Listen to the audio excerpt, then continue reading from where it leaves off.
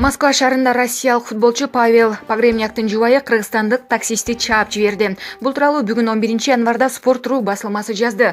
Мария Погребняктын айтымында окуя Москванын көчөлөрүнүн биринде болгон. Такси кызматынын айдоочусу аны таксиден кууп чыгып, жеке буюмдарына зыян келтирген. Ал эми таксист Актилек аны үйүнүн подъездине чейин жеткире албарын билдирген. Себеби унаа токтотуучу жайга акы төлөө керек болчу. Футболчунун жубайына бир нече метр жөө жүрүшүн суранган, бирок ал каршы болгон.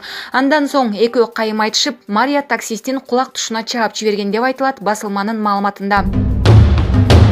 Бүгүн 11-январга караган түнү Кыргыз-Тажик мамлекеттик чек ара тилкесинде абал туруктуу деп мүнөздөлдү. Бул тууралуу мамлекеттик чек ара кызматынан билдиришти. Маалыматка караганда чек ара кызматкери мамлекеттик чек аранын шарттуу сызыгын бойлоп күзөт жүргүзүштү. Укук коргоо органдары чек арага жакын аймакта жана чек ара кызматкери жүргөн багыттарды бойлоп коомдук тартипти камсыздашты.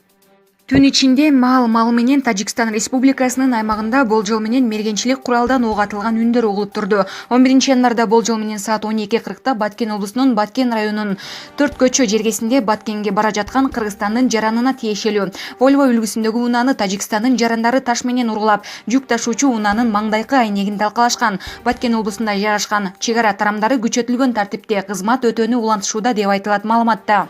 Маалымат булагы Турмуш KG сайты. Сооронбай Жээнбеков менен Эмомали Рахмон чек арадагы абалды талкуулашты. Президент Сооронбай Жээнбеков бүгүн 11-январда Тажикстан Республикасынын президенти Эмомали Рахмон менен телефон аркылуу сүйлөштү. Мамлекет башчылары Кыргыз-Тажик чек арасындагы абалды талкуулашты. Президент Сооронбай Жээнбеков эки өлкөнүн чек арасындагы туруктуу абалды сактоо зарылдыгын өзгөчө белгилеп, жарандардын күнүмдүк тиричилик чыр-чатактары өтө сезгич болуп калганын кошумчалады. Кыргыздар менен тажиктердин ортосундагы көп кылымдан берки достугу болуп келген. Бар жана дагы боло бермекчи. Биз чек арадагы абалдын курчуп кетишине жол беришибиз керек. Тилекке каршы азыркы убакта чек ара аймагында чыр-чатактар көп болуп жатат. Кечээ эле Кыргызстан менен Тажикстандын чек арасында кезектеги чыр-чатак болду, деди Сооронбай Жээнбеков. Ал мындай окуяларды алдын алуу үчүн жергиликтүү калктын арасында түшүндүрүү иштерин жүргүзүү маанилүү экенин белгиледи. Мамлекеттик чек арадагы окуя боюнча ММКлардагы чагымчыл маалыматтар эки өлкөнүн жакшы коңшулук жана достук мамилелерине туура келбей турганын өзгөчө белгиледи. Ошондой эле өлкө башчы биргелешкен иликтөөнүн натыйжасында чек арадагы чыр-чатактын чыгуусуна күнөөлүүлөрдү жазага тартуу керектигин баса белгиледи. Ал Кыргыз-Тажик мамлекеттик чек арасын делимитациялоо жана демаркациялоо иштерин тездетүү зарылдыгына өзгөчө токтолду. Маалымат булагы Баракелде сайты. 2019-жылдын 12-декабрында Өзгөн шаарында 70 жаштагы чоң энесин бычактап качып кетүүгө шектелген жигит бүгүн 11-январда кармалды. Бул тууралуу Ош облустук ички иштер башкармалыгынан кабарлашты. Маалыматка караганда кылмышка шектелген 1997-жылы туулган жаран Өзгөн райондук ички иштер башкармалыгынын кызматкерлери тарабынан кармалып, убактылуу кармоочу жайына киргизилди. Учурда тергөө иштери жүрүп, анын баш коргоо чарасы каралып жатат. Окуя тууралуу 2019-жылдын 12-декабрында саат 10:00 чамасында шектүү өз ара пикир келишпестиктен улам өзүнүн чоң энесин ашканадагы бычак менен көкүрөккө сайып, белгисиз тарапка качып кеткен. Натыйжада чоң энеси Өзгөн районунун аймактык ооруканасына жеткирилген.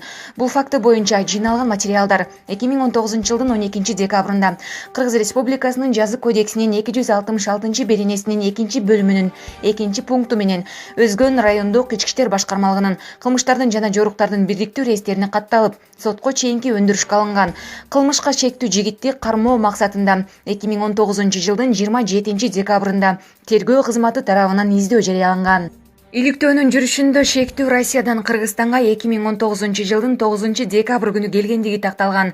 Ал Өзгөн шаарындагы үйүнө 2019-жылдын 11-декабрынан 12-декабрына караган түнү келип, туугандарына "Мен азыр Россиядан келдим, жол кирим жок" деп жол акысын берүүсүн суранган. Туугандары 4000 сом жол киресин берип, айдоочуну кетиришкен. 12-декабрь күнү эртең менен саат 10:00 чамасында үйдү тинтип изденип жатканда чоң апасы кирип келип, эмне издеп жатканын сураган. Ал Россияда кумар ойноп карыз болгонун айтып, акча талап кылат. Чоң энеси өзүндө акча жоктугун кыздарынан сураштырып берерин айткан учурда капысынан аны бычак менен сайып качып кеткен. Маалымат булагы Турмуш KG сайты. Кафенин имараты Москва жана Ибраимов көчөлөрүнүн кесилишинде жайгашкан. Учурда кырсык болгон жерде эки өрт өчүрүүчү унаа иштеп жатат. Бишкектеги Нават кафесинен өрт чыкты. Бул тууралуу ÖKMден билдиришти. Маалыматка караганда куткаруучуларга кырсык тууралуу маалымат саат 11:52-де түшкөн. Учурда чектөөгө алынды. Маалымат булагы Спутник Кыргызстан.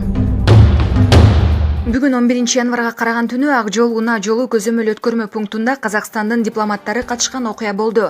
Бул тууралуу окуяга күбө болгон окурман репортерго билдирди. Казакстандын жаранына мамлекеттик чек арадан мыйзамсыз өтүүгө жардам берүүгө аракет жасаган Казакстандын Кыргызстандагы элчилигинин өкүлдөрү кармалды. Ошондой эле элчиликтин унаасында аталган кызматтын кызматкери жана аял киши болгон. Болжолдуу маалыматтарга караганда ал аял Кыргызстандын укук коргоо органдары тарабынан издөөгө алынган. Окуя болгон жерде Кыргызстандын укук коргоо органдары жана Казакстандын мамлекеттик органдарынын өкүлдөрү жүргөн. Тергөө иштери жүрүп жатат, деди ал. Азырынча бул окуяга байланыштуу мамлекеттик чек ара кызматы маалымат бере элек. Маалымат булагы Баракелде сайты. Кара Балта шаарындагы айдоочулар жол эрежесин бузган учурда видео камералардан кутулуунун жаңы ыкмасын таап алышты. Бул тууралуу күбөлөр билдиришти. Маалыматка караганда айрым айдоочулар унаанын номурунда кара боекту атайлап өчүрүп коюп жатышат. Алар унаалардын арткы номурунун гана боегун өчүрүшүүдө. Себеби камера арткы номурду каттайт. Маалымат булагы Турмуш KG сайты. Башкы штаб учактагы Ислам революциясынын коргоочулар корпусунун аскери объектисинин жанынан учуп бараткандыктан атып алышкан. Иранда кыйраган Украинанын МАО компаниясынын жүргүнчү ташыган Боeing учагы адамдык катачылыктын кесепетинин кокусунан атып түшүрүлгөн. Бул туурасында Ирандын куралдуу күчтөрүнүн башкы штабы билдиргенин РИА Новости жазды. Адамдын жаңылыштыгынын айынан бул учак кокусунан атып түшүрүлгөн деп айтылат маалыматта. Башкы штаб кошумчалагандай, учак Ислам революциясынын коргоочулар корпусунун аскери объектисинин жанынан учуп баратканда атып алышкан. Иран Тышкы иштер министрлиги жетекчиси Джавад Зариф Twitter аккаунтуна авиакырсык АКШ тарабынан жасалган авантюризм учурундагы кризистен улам болгондугун билдирген. Ал ошондой эле кырсыктан каза тапкандардын үй бүлөсүнө көңүл айткан. 2020-жылдын 8 январында эртең менен Тегерандын аэропортунан Киев шаарына багыт алып абага көтөрүлгөн Украинанын Boeing 737-800 лайнери бир аз убакыттан кийин эле кулаган. Ичиндеги 167 жүргүнчү менен экипаждын 9 мүчөсүнүн эч кимиси аман калган эмес. Ирандын өзгөчө кырдаалдар министрлиги сөөктү таанууга да мүмкүн болбой жатканын билдирген. Бортто Иран, Украина, Канада, Германия, Швеция жана Афганистандын жарандары болгону кабарланган. Учактын кулашына эмне себеп болгону айтылган алгачкы жыйынтык чыккандыгын Ирандын жарандык авиациясынан билдиришкен. Лайнер абада эле өрттөнүп баштаган. Маалымат булагы Спутник Кыргызстан. Кытайдагы жаңы оору Кыргызстанга өтүшү мүмкүнбү? Министрликтин жообу. Өпкө оорусунун жаңы түрү өлкөгө кирип кетпеш үчүн Кыргыз-Кытай чек ара бекеттеринде медициналык көзөмөл күчөтүлдү. Бул тууралуу Саламаттыкты сактоо министрлигинин ооруларды алдын алуу жана мамлекеттик сан эпидем көзөмөлдөө департаментинин эпидемиологиялык башкармалыгынын башчысы жергиликтүү агенттиктердин бирине билдирди. Анын айтымына караганда, жаңы оорунун кайдан келип чыкканы азырынча белгисиз. Ошондой эле бул вирустун адамдан адамга жуккан фактысы каттала элек. Жороев Кытай менен чектешкен Торугарт жана Эркештам көзөмөл өткөрүү бекеттеринде жана Манас аэропортунда көзөмөл күчөтүлгөнүн белгиледи. Ошондой эле кыргызстандык медиктер тепловизорлорду колдонуп жатканын кошумчалады. Эгер оорунун биринчи белгилери байкалса, мисалы адамдын дене табы көтөрүлүп турган болсо, тепловизор бейтапты заматта аныктайт. Эгер оорулуу адам табылса, сөзсүз дарыланууга жөнөтүлөт. Бүгүнкү күндө мындай бейтаптар аныктала элек, деди ал. Ал ошондой эле санитардык көзөмөлдөн Кыргызстандын да Кытайдын да жарандары өткөрүлүп жатканын белгиледи. Эске салсак, Кытайда жаңы оору чыккан. Мындай вирус 2002 жылы пайда болуп, бир жыл аралыгында эле 813 кишинин өмүрүн алган. Бул вирус кайрадан күч алып жатканы маалымдалган. Аталган оору 2019 жылдын декабрь айынын соңунда Ухан шаарынын Хубей провинциясында белгисиз өпкө оорусунун жайылганы байкалган. 3 январда мындай 44 учур катталып, 11 адам оор абалда болгон. Оорулар менен жакын жүргөн 160тан ашык адам көзөмөлгө алынган. Мындан тышкары Гонконгдо Ухан шаарында болушканын айткан. 6 киши ооруканага келип түшкөн. 59 киши ооруп, алардын 6-сы оор абалда экендиги айтылган. Илдетти алып жүргөндөрдүн бир нечеси Сингапурда дарыланмакчы. Гонконг менен Сингапурдун аба майданына санитардык көзөмөл киргизилип, дене табы көтөрүлгөн Ухан жүргүнчүлөрү карантинге алынган. Гонконгдо 16 саякатчы илдетке кабылган. Маалымат булагы Назар News KG.